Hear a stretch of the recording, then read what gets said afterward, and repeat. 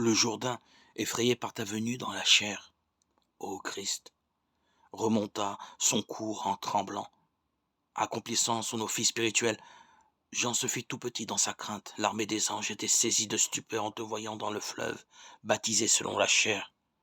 Quant à ceux des ténèbres, ils ont été éclairés, et nous te chantons, Seigneur, toi qui te manifestes et qui illumines l'univers.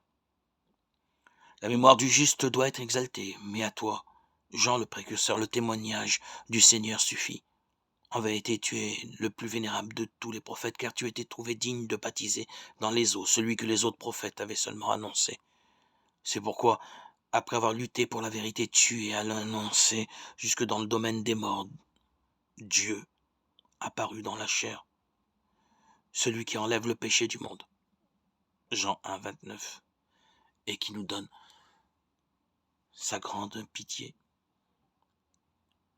Le glorieux martyre du précurseur a été une étape dans l'œuvre du salut, puisque même au séjour des morts, il a annoncé la venue du Sauveur.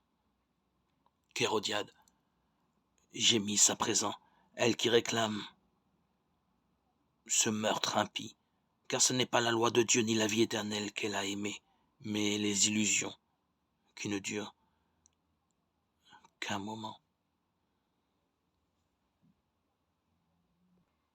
Fais-nous sortir vainqueurs de toute épreuve, Seigneur, pour obtenir un jour la gloire du royaume.